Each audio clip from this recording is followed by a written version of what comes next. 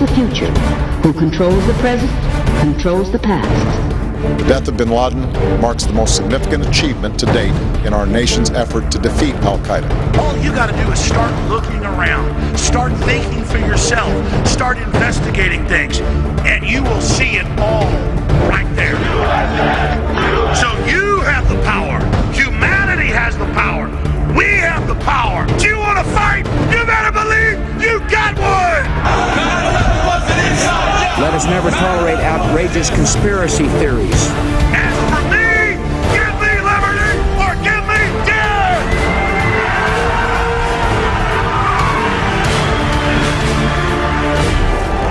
The answer to 1984 is 1776.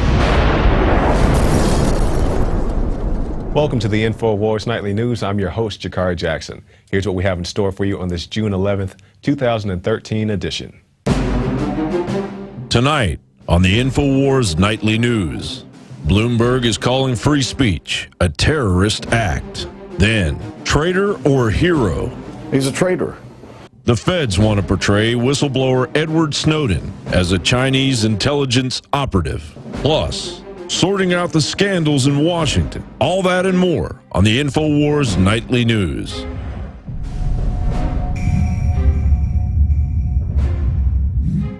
And welcome back.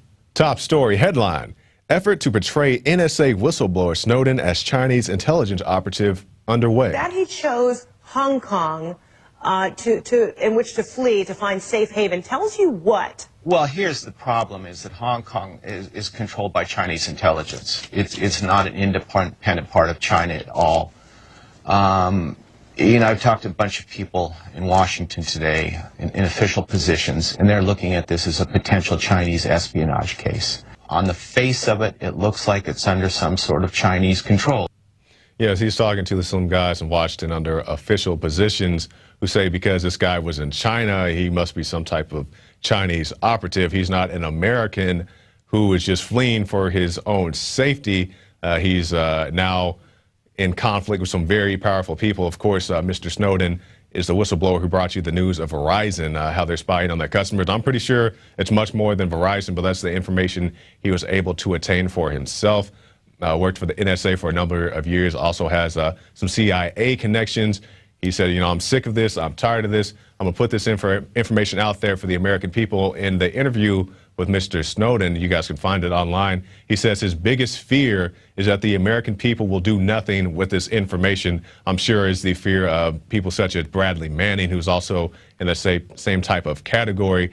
You know, he blows the whistle, him and also Bradley Manning. You know, they're trying to get this information out to the American people, and people don't care. These guys like Manning and Snowden are also being called traitors. He's a traitor. The president outlined last week that these are important national security programs to help keep Americans safe and give us tools to fight the terrorist threat that we face. The disclosure of this information puts Americans at risk. It shows our adversaries what our capabilities are, and it's a giant violation of the law. And I'm curious as to how this makes me or you or anybody else more unsafe by saying that Verizon is spying on your calls. That makes you unsafe somehow.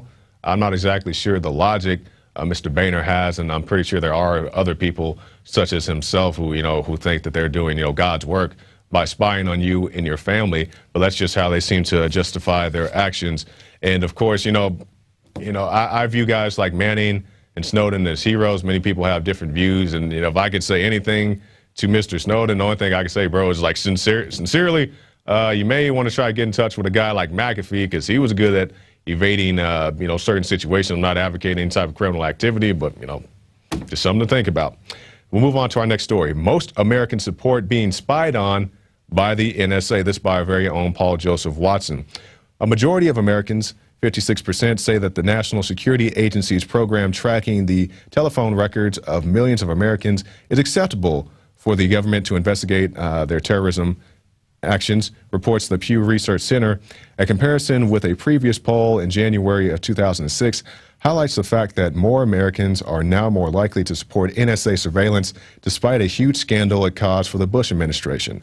Under Bush, 47% found the NSA wiretapping of Americans unacceptable, whereas 41% find it acceptable under Obama, unacceptable under Obama. So this is just an example of, when it's your guy in, everything's fine. You have all these people now who are cheering on Obama, but they were screaming bloody murder during the Bush administration for Guantanamo Bay and the torture and the wiretapping and the this and it's that.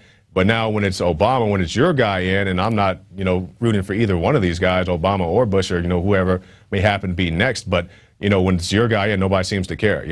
I just don't understand this mentality, because even if you do, let's say you are an Obama supporter and you think it's great, or you don't care, or you think he knows best because he's your daddy, like Chris Rock says, and, he's just trying to keep you safe. Well, what about when the next Republican gets in? Are you going to trust him with these powers? Of course you're not. But, people so soon forget what's going on in this country. And on more on that, we have John Brown breaking down all these scandals all week long for you here. And he's going to talk to you today about the DOJ and also the AP. But we have so many scandals to keep track of, so he's going to help us do that.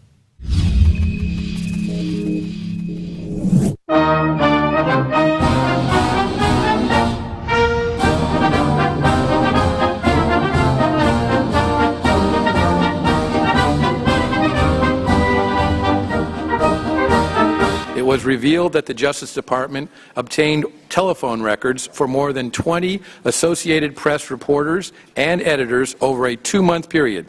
These requests appear to be very broad and intersect important First Amendment protections. Any abridgment of the First Amendment right to the freedom of the press is very concerning, and members of the committee want to hear an explanation today. Well, this is an ongoing investigation. I would not want to reveal what I know, and I don't know if there are other people who have been developed as possible recipients or possessors of that information during the course of the investigation. I don't know. I'm trying to find out who authorized the subpoena. We're talking about 100 or more journalists whose private lives and professional lives were tapped into. This to me is inexcusable, and it's trampling on the Constitution. In these 20 phone lines over 2 months, thousands of calls would have been made that would encompass more than 100 journalists. We now know that the FBI investigators in this case not only seized James Rosen's phone records, they went through and read his emails, they tracked his comings and goings inside the State Department. Does the President approve of that kind of action by the Justice Department? He is a strong defender of the First Amendment and a firm believer in the need for the press to be able to conduct investigative reporting and facilitate a free flow of information. Even if the Attorney General ruled out that he was going to prosecute Rosen on the question of a potential prosecution, he said, quote, "This is not something I've ever been involved in, heard of." We know he was involved in it at the very least. That's the question. Was he not telling the truth on that point? He was involved in it. Involved in what? He signed off on the search warrant. Maybe he was an unindicted code. Are you not involved after signing off on the search warrant? Again, I would refer you to the Justice Department. I'm a little concerned that things have gotten a little out of whack, in the sense that I think that our rules and regulations need to both be updated and need to reflect in a better way, just personally for me, need to reflect in a better way the striking of that balance. We have the documents now, and the seized toll records relate to James' parents' home in Staten Island. It's unbelievable. But this began when the administration tried to read Fox News out of the White House press pool. You had a politician determining what is and what is not a news organization, and by and large the press stood still and allowed that to happen. And do you still have full confidence in your Attorney General? Should we interpret yesterday's renewed interest by the White House in a media shield law as a response to that? And more broadly, how do you feel about comparisons by some of your critics of this week's scandals to those that happened under the Nixon administration? Well, yeah, I'll let you guys engage in those comparisons, and you can go ahead and read the history, I think, and draw your own conclusions.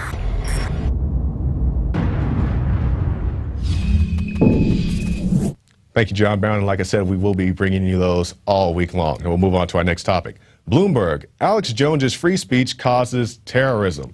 Now, Bloomberg is just another in a very long list of people who want to pick fights with Alex Jones in the Infowars. Let's see what this is about. Now, this article is based on Alex Jones sells gold on Sirius with bombing conspiracies. The innumerable exaggerations, half-truths, and outright lies contained in this piece are seemingly a part of a template to pressure Sirius XM and Clear Channel into dropping Jones's radio show, which, according to Jones, is already being discussed behind the scenes.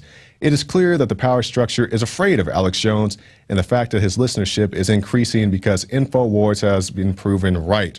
And you say, how have you been proven right, Infowars? Well, let's just think back to the Boston bombing, and we have guys like Dan Badandi out there asking real questions, such as why was the alleged backpack that the bomb was in not match the backpack that the younger brother was wearing at the time? And then we didn't even get the excuse from the FBI. We got it from another news agency that they were pulling backpacks out of backpacks. Also, how could a bomb-sniffing dog not find a bomb at the finish line? Now, I can understand you may miss a bomb at, mile 17 or mile number 11, but right there at the finish line, how do you not catch that? And also the footage, or should I say the photographs, of the people with the Punisher hats, the skull logos, wearing the exact same backpack that was detonated. I mean, it's just real questions, and that's how we've been proven right. We'll go back to the article here. Let's move down to the last quote. The article essentially sends the message that free speech causes terrorism and that Alex Jones's free speech should be curtailed because he is provocateur and terrorist. Now, okay, so the brothers, or at least one of the brothers, the family of the alleged bombers, they like listening to the show. They like the Infowars Nightly News, as well as many other law-abiding people. I'm not saying they were necessarily law-abiding, but there are other people who break no laws, have no parking violations or anything, who like watching this show, but because they did it, somehow links us in with their, alleged criminal activity. The aunt was on the show. She says she enjoys the show. That's all well and good. It doesn't mean that you're a criminal for liking this show. And it's just another hit piece, like the guys, they keep coming. They bring Alex on the BBC, and then they try to make fun of him and ask him all kinds of silly questions, admit they're trying to get some type of reaction out of Alex. We got that on camera. You can go watch that on the Alex Jones YouTube page, as well as many other Bilderberg highlights. We don't have any Bloomberg highlights on this show. We'll move on now.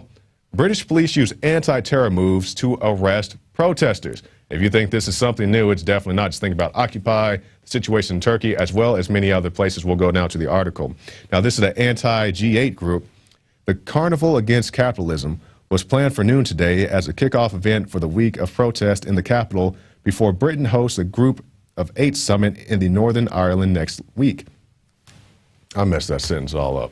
The Carnival Against Capitalism was planned for noon today as the kickoff event for a week of protest in the capital before Britain hosts the Group of 8 summit in Northern Ireland next week. There's a warrant being executed there. Our protest liaison teams are actively working to engage with those wishing to protest so that we can facilitate peaceful protests. And we'll move down a little bit to the next paragraph. Prior to protests, the group released an action map where 100 locations in the West End connected to a blatant murder, oppression, and exploitation would be targeted. And for more on this, we go now to Miss Leanne McAdoo, who actually wrote this article. Now, Leanne, this is one of your newer articles. How many articles have you written for us? That's number 2. Number 2, okay. So number 2, and you're already on the Infowars Nightly News. So what more do you have to add to this article? Well, we've been keeping up with the Twitter feed all day for the Stop G8 group, and apparently the police are denying that they used excessive force. But there are photographs. The police, there was about 8 of them that had tackled this man on top of a roof and punched him in the nose. I mean, he wasn't going anywhere, so I think he was just trying to get away. And several people were taken away in the ambulance, saying that they were tasered. They used tear gas. The police were like rappelling from ropes down the side of the building. Wow. So there was a preemptive. They were ready to take in a lot of protesters there. And we see these things going over and over again, like in Turkey, the woman with the red dress. We see these domestically with the Occupy movement. It's just excessive police force.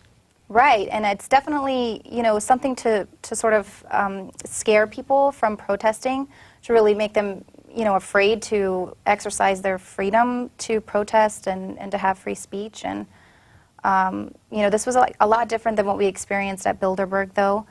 The police were... Initially, they were kind of, puffed up and sort of exerting their power, but by the end of the weekend, they were all really nice, and so it was it's a little different. I know that they pulled in police from 4 different counties. Right. So as well as, I don't know if it was MI6 or FBI or something. There was some, you know, it wasn't just Some the bigwigs local out there. police. Yeah, exactly. So you bring up Bilderberg, and I'm glad you brought that up. Tell us, so you traveled over there, you know, with some of the other crew. You met Paul Watson and the Watson, well, I should say the Watson family. the double over there. Watson. Yeah, the double Watsons. So just in your travels, did you encounter any conflicts? We saw the video of you being frisked by the TSA. Did you have anything worse than that happen? Nothing. I mean, the TSA frisk down was, you know, I'm just like, go for it. I just want to get in the country. And then once we got to the UK, they were actually, you know, they just asked us a series of questions, and, you know, what are you reporting on? And it wasn't, you know, that difficult, but once we got there, we met a lot of people who were familiar with the show. So many people on the train knew who Alex was. A lot of the police officers that were there came up afterward and said, you know, we love your show. We really appreciate what you're doing. You know, we're just doing our jobs, but, you know, we're just everyday people just like you. We just have, you know, mouths to feed and everything. So it was pretty interesting to see, you know, another side of the world. Maybe you can clarify this for us. There's a clip of this lady. She was trying to interview Alex, and I guess you were filming as well. I believe she worked for the BBC, and she's like, I'm not going to film as long as she's standing there. Yeah, I mean, she was a piece of work, I'll just say that. But basically, she was sent there to provoke Alex and to get that, you know, to get the sound bites that she needed to just, I'm not sure what their plan was, because the BBC, they have, you know, so many different shows, but her show, her report was definitely going to be like, these people are crazy, this doesn't even exist. Yeah, we saw the clips on BBC. They didn't show some of the more enlightened protests. They showed a guy dressed up as a clown, literally as a clown. They showed this guy with his little ventriloquist doll and some other things. So you think she was just out there to provoke Alex, or at least she admitted that. Well, she admitted that that's what she was out, and then as soon as she was done with Alex, I was kind of following her around because I knew she was up to no good, and I just was filming her, and I just saw her out of the corner. She went straight up to a gentleman that was like, you know, real long beard and camo and stuff, and she's just like, do you mind if I get an interview with you? You know, like going up to the people that are going to really talk about the more kind of out there conspiracy theories. Right. And, you know, those people are there, and whatever, you know, God bless them. They were out there. We're all fighting the same fight.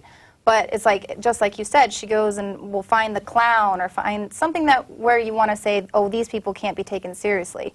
But there was, I mean, there were people Minister. there from Parliament that were there, and you know, all kinds of, like the AP came to report on it, the Guardian, Independent, BBC, other people. Charlie Skelton was there. I mean, there was a lot of journalists to cover this event that didn't happen. It had no significance.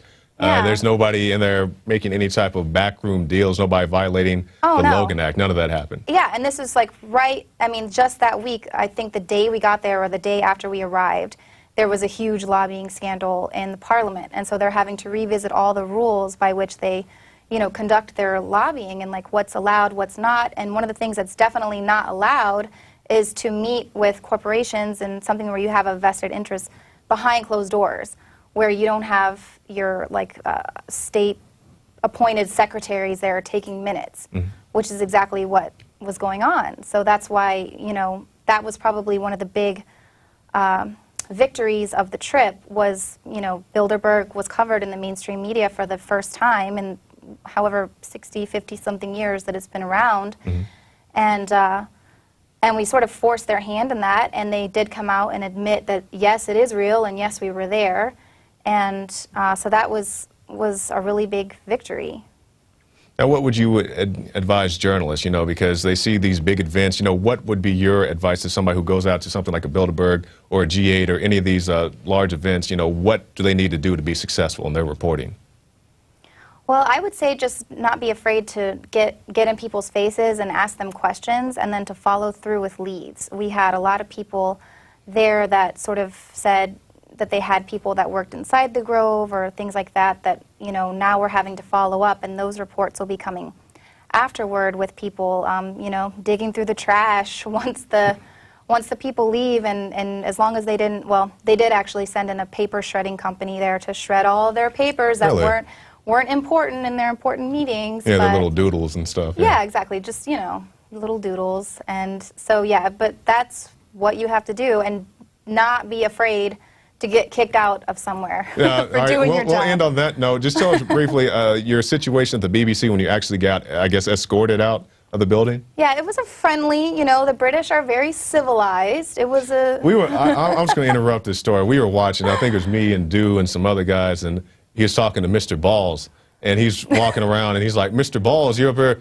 I don't want to do a Watson voice, but you guys know what Watson sounds like. Yeah. He's like, Mr. Balls, like, you're violating hey, this Ed. law and you're violating that law. And dude was like, yeah, don't get too mad, Watson. You know, he's just so calm and cool. Well, he wanted to really, you know, because we were supposed to just be staying in the green room and, you know, don't disturb the professionals and everything. So, and I was like, Watson, get out there, get him. So he takes the camera and he's like, hey, Ed, what's up? You know, just, he was trying to just kind of casually be cool. So, Ed, you know, Ed Balls, like, was thinking that he wasn't going to bombard him with the tough questions that everyone else was afraid to ask.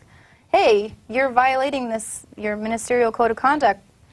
So what do you have to say about that? And he's just like, turn the camera off. And yeah, and the lady shoved her hand in yeah, she's like, I don't want to be on YouTube. And well, it's just kind of hard in this day and age. Too late. Yeah, all right, Liam, we got to get on to the rest of the news, but thank you. Thank you. Now we'll move on to our next article. Off-duty cops collect DNA samples at Alabama roadblocks. Drivers were asked voluntarily to offer samples of saliva and blood for a study. I'm not sure what kind of study that is. The drivers were compensated for their samples. They say they've got these big signs up that say paid volunteer survey. And if we want to participate, they pull over and then they ask them the questions. And if they are willing to give a mouth swab, they give them $10, and if they are willing to give a blood sample, they give them $50. If they don't want to do anything, they just drive off. And the article goes on to say this is trying to get 75,000 participants from various areas around the country to participate in this study so they can track the number of people intoxicated or inebriated at whatever time. So let's say the example was from 10 p.m. to 3 a.m. The number of people who encountered this roadblock.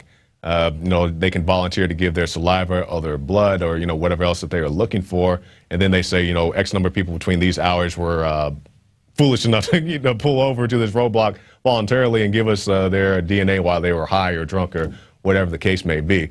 And my thought on this, if they wanted just to have random people show up for a voluntary thing, why could they just have this at the police station or the sheriff's department or wherever else? Why does this have to be an actual roadblock that you encounter? But it is your right as an American to give people your DNA. So if you are foolish enough to be high and drunk and, give your DNA to the officer, I guess that's your business. Or if you just want the $50 or whatever, that's your business. But for more on this, we got this article. Man charged with DUI despite blowing .000 during breathalyzer test. Now, this is a situation. A gentleman was pulled over, maybe he was driving erratically, I don't know, I wasn't there. But the gentleman was pulled over. The officer says, hey, why are your eyes red? The guy says, hey man, I've just been swimming at the pool, I got stuff in my eyes, now my eyes are a little bloodshot. And then the officer says, will you take the test, the turn and walk test? The guy says, hey man, I'm not trying to impede your investigation, I just have bad hips, I got bad knees. The guy was swimming, he wasn't out playing contact football. And so the guy had some bad knees and he really couldn't do the test, the way the officer wanted. The man was taken to the police station. They initiated a sobriety test. They found out the man was completely sober, but, he was taken to jail anyway. And this is just another way they're trying to get everybody into the system. We've done the reports here. This is actually one of my first reports that I did here coming to the Infowars, the no refusal DUI weekends, where they just pull you over. Hey, sir, have you been drinking? No, I haven't been drinking. We're going to draw your blood anyway. Well, sir, I don't want to give you my blood. We're going to take your blood anyway. And then they say it's completely constitutional for them to take your blood. And in some places they do it 365 days a year. And that's just the police state coming home to you. But, there's no tyranny. There's no imagined tyranny. Was that quote, the imagined tyranny? I think that's Harry Reid who said that. And Obama has similar quotes and all these guys do. But we'll move on to our last article of the night. New state, Weld County floats secession plan for northeastern Colorado. The people of rural Colorado are mad, and they have every right to be, said Cory Gardner, a Republican from Yuma. The governor and his Democrat colleagues are in the state house, have assaulted our way of life, and I don't blame these people one bit for feeling attacked and unrepresented by the leaders of our state. We'll scroll down a little bit. but some people see it as a ploy to raise the long-term political capital of those involved in the proposed move, or worse, it's a bad joke. And one of the professors there called it, it's just a joke. He said it's going to be crackpot-topia. Yeah, there it is right there on your screen. So it's just a crackpot-topia of people who don't want to, I'm not exactly sure what the individual's reason for seceding, but we've had a similar movement here in Texas that was ignored by the higher up. So we'll see how this goes. And for more on this, we have Gigi Arnetta's report.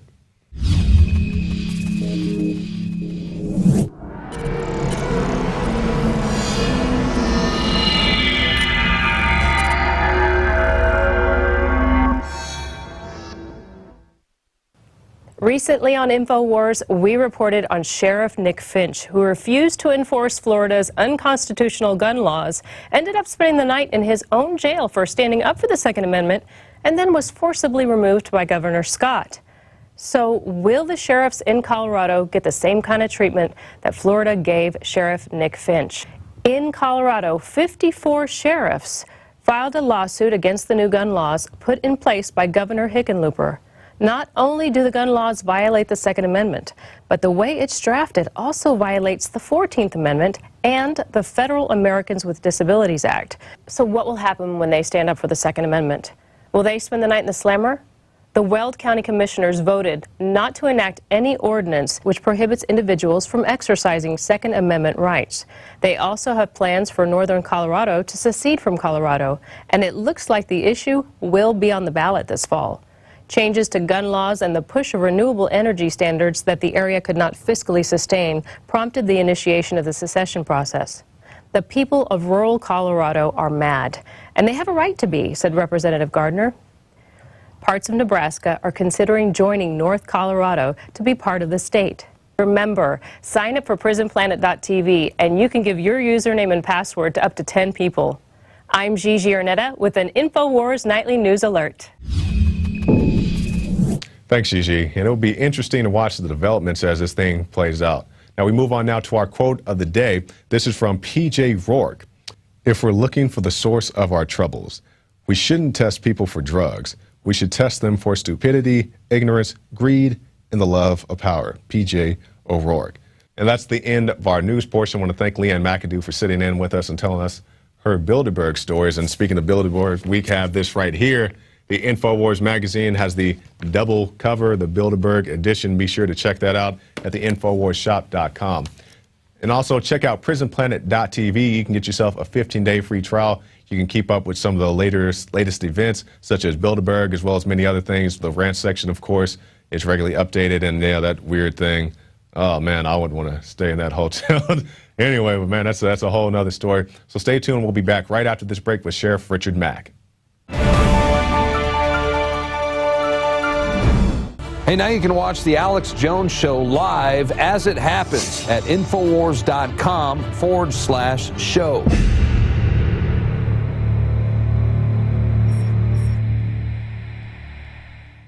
Many anthropologists and archaeologists believe that before man even discovered the power to harness and use fire, we were involved in agrarian activities.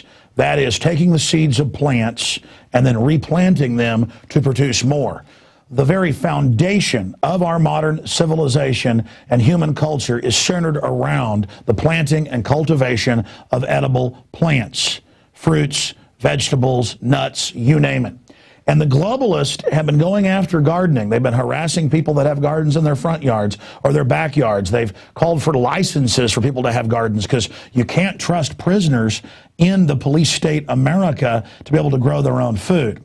That's why I've come to the realization that we need to become self-sufficient. You need to be informed. You need to have the Second Amendment to protect yourself. You need to be politically active to wake up others. You need to filter your water. But you also need to plant a garden. Even if you live in an apartment, you can do this. If you live in the countryside, obviously you can do it on a grand scale. There are so many green belts and areas that humans don't even visit, nearby cities and in suburbs, where people are now more and more planting their own little private gardens and meadows and off the side of the road. Ladies and gentlemen, it is a revolutionary act to unplug from the television, to unplug from the computer and all the globalist propaganda, and to go out in your backyard or your front yard or planters at your apartment or on the roof of the building where you live, and to plant a garden. Here are some of the amazing deals at Infowars Seed Center at InfowarsShop.com. The Survival Seed Vault by My Patriot Supply features only the finest survival heirloom seeds for a robust and hardy garden, even in the toughest of times. The ARC All-in-One Seed Kit contains 70 varieties of 50,000 seeds of fruits, vegetables, medicinal, and culinary herbs. All ARC seeds are heirloom. Each type is labeled and sealed separately for ease of use and longevity. The Deluxe Emergency Seed Bank combines 3 of Emergency Seed Bank's top sellers: the Family Survival Emergency Seed Bank, the Medicinal Herb Seeds Pack, and the Culinary Herb Seeds Pack. We also have starter varieties of the deluxe seed packages for fruit, salad, salsa, peppers, and medicinal herbs and more.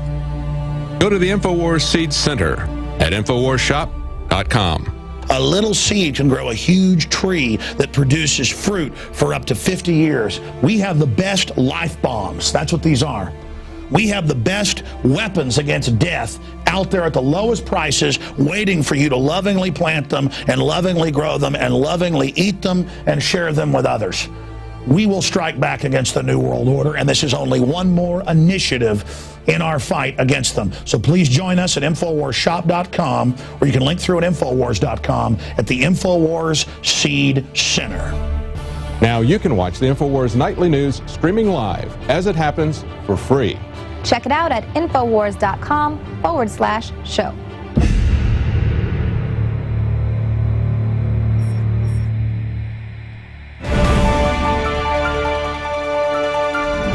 And welcome back. Our guest tonight is no stranger to the show. He is Sheriff Richard Mack. You can go to the Infowars shop and pick up his book, Sheriff Mack's The Magic of Gun Control. Now he's going to be discussing with us the Florida sheriff who had been suspended for respecting a man's Second Amendment rights, as well as many other topics. He joins us now via phone. Thanks for joining us, Sheriff. Well, thank you so much for having me. I appreciate it. Yeah, definitely appreciate you coming back on our show. Now, Sheriff, we have many topics we want to address, but first off, I saw this article on your site I guess just last week. Florida sheriff arrested after defending Second Amendment. Now, we've reported on this here at Infowars.com, but Sheriff, do you have any new information on this? Well, I've talked to the sheriff several times. I've talked to his lawyer several times, and again today, even though I was in Albany, New York for a big Second Amendment rally. This is what happened. A deputy sheriff stopped a man for a traffic stop. The probable cause for that stop was a little bit suspect, and according to the sheriff there, very suspect. He didn't agree with the probable cause. Thought the deputy fudged a little bit on the probable cause, and then the Mr. Parrish, who was arrested at the time, had a gun in his car, and it was readily visible. The officer saw it. The Mr. Parrish, the citizen, said, "Yes, I have a gun on the seat." And then the deputy asked him if he had another weapon in the car. He said, "I have one in my pocket." And so the deputy took him out and frisked him, shook him down, took both guns, ran them NCIC, and then decided to arrest Mr. Parrish because he doesn't have a concealed carry permit. But Sheriff Finch does not believe that the Second Amendment is subject to a permission slip from government. And so he didn't believe that the probable cause for the original stop was solid. Right. He didn't believe that there was probable cause for frisking the man physically and doing a TSA search. And he didn't believe that the man should be arrested. He's not a criminal. He had no criminal intent. Right. And Sheriff Finch had never met this man before. Sheriff Finch took office January 1st of this year. He's trying to do a good job, and he doesn't believe in violating the Second Amendment. Now, Sheriff, before we go any further, we'll talk about the actions of Sheriff Finch. But in your opinion, we have a traffic stop, and one of your officers, one of your deputies, asked the gentleman, "Do you have a firearm?" Do you condone that action, just asking if the man has a firearm in his vehicle? No, never. In fact, I told my deputies, you consider everybody armed. You don't go up and ask somebody if they're armed, and they tell you no, then you don't think they're armed. That's absurd. That's stupid law enforcement. Right. And that's stupid police work. You never think that. And not only that, because you find out that a guy has one gun, he could have 2 or 3 more. You know, he shows you one and shoots you with the other. Right. So it just doesn't make any sense for cops to do that. And, okay, Sheriff, now as far as... know that they do it nationwide. Right. Now, Sheriff, as far as being arrested for that charge, having a concealed weapon in his vehicle, do you see any problem with that? No, there's no problem with that whatsoever. You can keep and bear arms however you like. In fact, I recommend that people who have guns keep them concealed.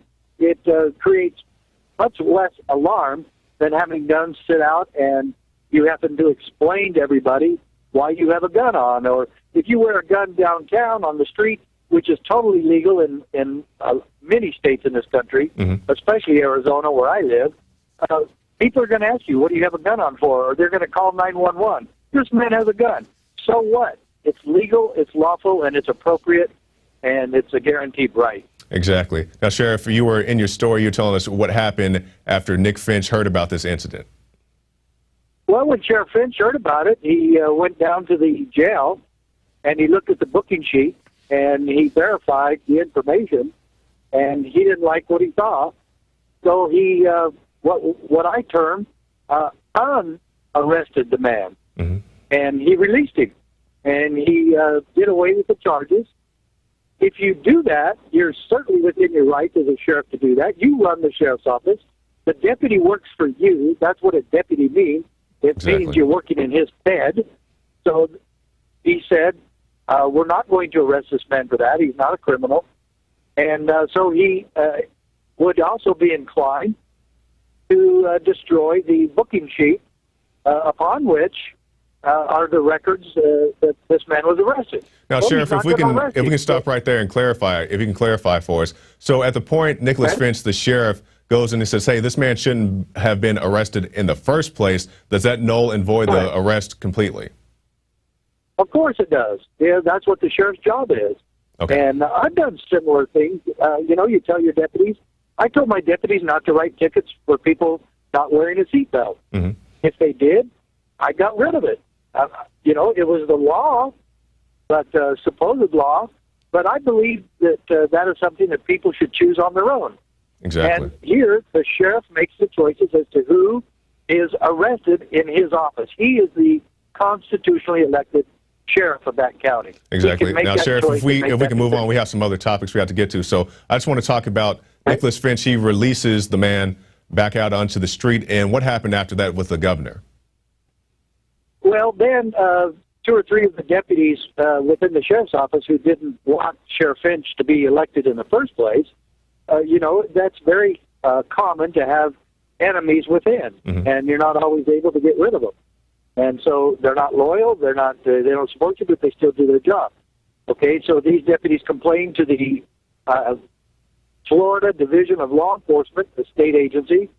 They investigated the sheriff without ever interviewing the sheriff. They filed charges against the sheriff. The attorney general filed charges, and they arrested Sheriff Finch for a felony for destroying public records. What a farce. Yes. Then the governor of the state suspended Sheriff Finch and suspended him without pay. Wow. So he is no longer on the job. Does he have any plans to get back in the saddle? Do you know anything about that? Yes, he does. He plans to fight this. His attorney is Jim Judkins out of Tallahassee. Liberty County is close to Tallahassee. And quite frankly, this is just the way it is. We are proceeding with this. Sheriff Finch is going to fight this all the way.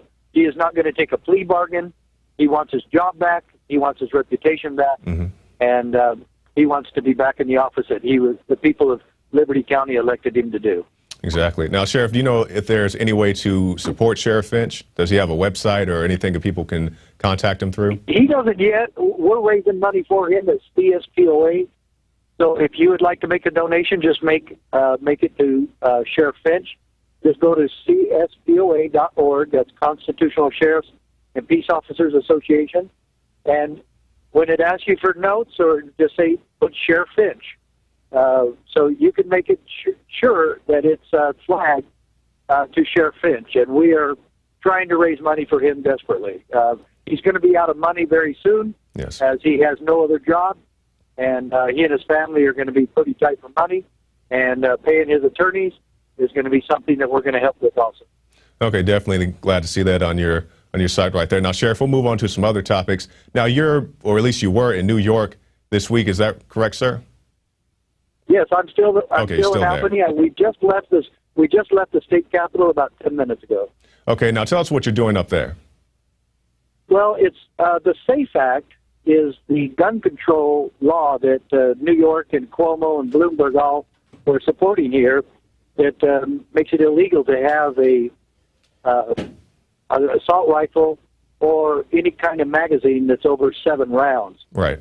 Including law enforcement, by the way, and the law enforcement community is really upset. Yeah, that was a pretty big oversight. You don't allow your law officers to carry the sufficient number of rounds. So anyway, we met with some sheriffs today. There's a lot of good sheriffs here.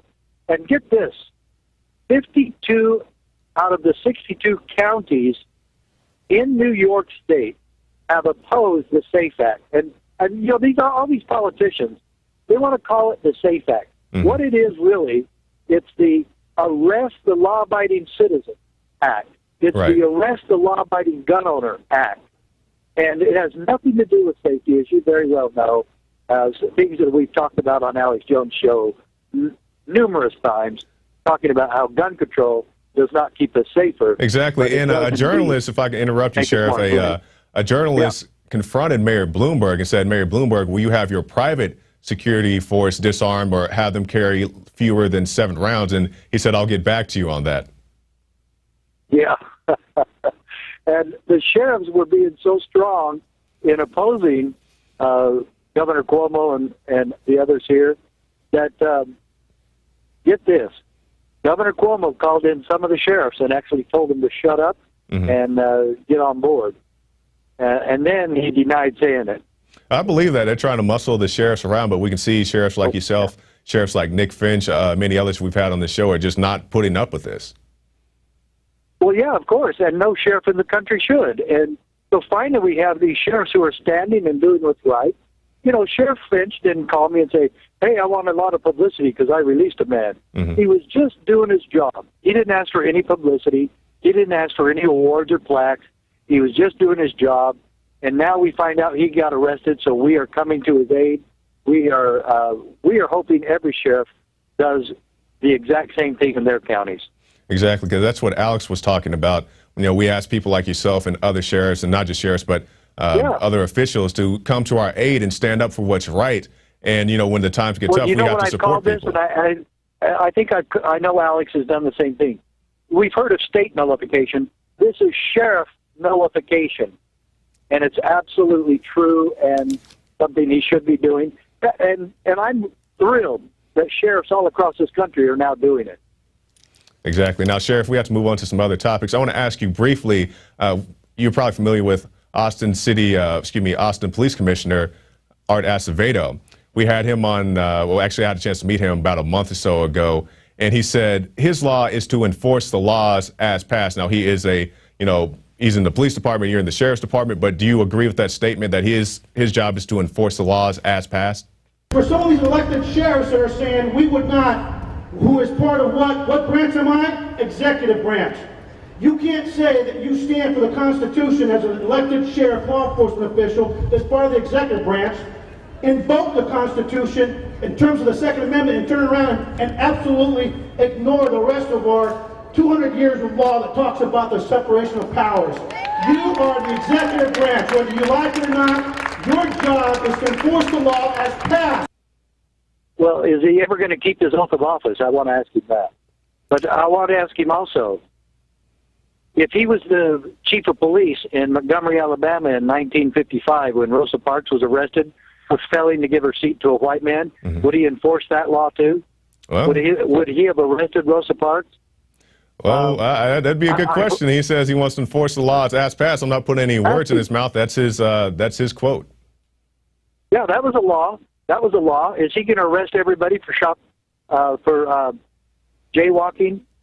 Is he going to arrest everybody who rolls through a stop sign? Is he going to arrest everybody who now New York has implemented a law called annoy a cop and go to jail? Yeah, that's a good one. I'm glad you brought that up, Sheriff. What do you think about that one? That's got to be the epitome of insanity, even for New York. And so when I spoke at the rally today, that's the first thing I said. I had to come here and find out if New York is so stupid as to make a law against annoying a cop. Right. So these police officers, nobody, not that chief and nobody else, enforces all laws. That's absolutely absurd. We don't do it. We're not robots. We're not programmed. We are people, and to lose our sense of humanity and compassion is the worst thing any cop can do. And for anybody to get up and say, I enforce all laws and that's my job, first thing I'll say is he's a liar, because that's not true. And secondly, I want to ask, would you arrest Rosa Parks, and would you arrest her today if that was still the law? Well, if we ever get him back on, we'll ask him that question. Now, Sheriff, we'll move on. I have this article right here, if we can pull this up. Man charged with DUI despite blowing .000 during breathalyzer test. I'm not sure if you heard about this one, Sheriff. This was a gentleman. He was arrested, but just like it says, he had bloodshot eyes, but he had bloodshot eyes because he had been swimming earlier. He encounters an officer during a stop. The officer says, give me the breath test. He passes the breath test, but he's arrested anyway because he had bloodshot eyes. Well, it's going to be really hard for that charge to stick, obviously, but if he could document a horrible driving pattern and other probable cause, then the officer might be justified. But if he can't prove any other drugs, and if he can't prove any level of intoxication, then somebody else needs to step in and do the Sheriff Finch thing and unarrest that man. Exactly. Now, Sheriff, in closing, we were talking a little bit before we went on the air. You're investigating, or a part of an investigation with Sheriff Arpaio? Yes. Can you tell us a little bit about that, sir? Well, we just had our convention in St. Charles, Missouri, and so we wanted to hear the truth, and I've already seen this before because I have been close with Sheriff Arpaio in Phoenix, and he is a good friend of mine. And so I've looked at the evidence before, and I wanted to show all our other police officers and sheriffs the same evidence and have them decide for themselves as to whether or not the birth certificate released by the White House regarding the birth of son Barack Obama, if it really is fraudulent. And it appears to me that it absolutely is. Now, Sheriff, can you elaborate a little bit on that, on the evidence that you found? Because a lot of people, they hear, oh, these birthers, these guys are beating a dead horse. What information have you found? Well, he's found a lot. First of all, they've taken off 9 layers of the birth certificate, and in doing so, they have found that the person who did it, who actually did this fraudulent birth certificate, did not have the correct chronological order of the number system back in 1961 or 62, whenever it was, that was used by the health department in Hawaii at the time. So first, the chronological order of the number system on the birth certificate does not match. And then you also look at the font system used by, well, not computers back then, because there was only typewriters back then. Right. If you look at the font used by the typewriters back in those days, it doesn't match either. And there's lots and lots of other things that add to this, some circumstantial, but there's so much more evidence that is irrefutable that would stand up in any court of law. And I will say the same thing that Sheriff Arpaio told me. I don't know where Barack Obama was born. We have not investigated where he was born. What we investigated was the birth certificate released by the White House saying that claiming he was born in Hawaii. Okay. There might be another birth certificate. Maybe they couldn't find his old birth certificate. Maybe his mom lost it. But the birth certificate released by the White House that was on their website saying this is his birth certificate is a lie, a fake, and a fraud. Now, Sheriff, and what I can't believe is that more people aren't paying more attention to this story. Exactly. Now, if people are interested in the birth certificate, where can they find more information on that? Well, I don't think that anything has actually been published, but if they want to email me, I can email them back what I have. I'm actually meeting with Detective Zullo next week. I was supposed to meet with him yesterday, but I decided to come out to New York and help the people here save their Second Amendment. That's right. So that's very important. If any of them want to email me, that's fine, and that's Sheriff Mack at Hotmail. All right. Now, Sheriff Mack, can you give us your closing thoughts? Well, I'll tell you what. I really think that this is like Dickens said in the Tale of Two Cities. This is the best of times, and it's the worst of times. We actually have sheriffs standing. We have other public officials standing for the holy cause of liberty and standing for their oath of office and the Constitution. We have living proof now that this is working. And I ask everyone to join me at the CSPOA.org and help us continue this tremendous effort, this tremendous movement to restore freedom to America, one sheriff, one county at a time. It's starting to work. We can do it. Please join with us. And I want to thank Alex and you for all the support that you've given us. And please believe and please have hope for America, because this is starting to work. All right. Sheriff Mack, sheriffmack.com. Thank you for your time, sir. Thank you. There goes Sheriff Richard Mack, somebody who's been fighting for Second Amendment rights for a long time. Not just Second Amendment rights, just all rights for free people. And more on that, you can go to the Infowars shop and pick up his book, Sheriff Mack's The Magic of Gun Control. He dedicated this to Rosa Parks and others, not just people who stand up for the Second Amendment rights, but all rights. And also check out his site, sheriffmack.com. Well, that's going to do it for this edition of the Infowars Nightly News. Thanks to Sheriff Mack, the great crew, and also Leanne McAdoo for giving us that Bilderberg breakdown. I'm Jakari Jackson, and we'll see you next time.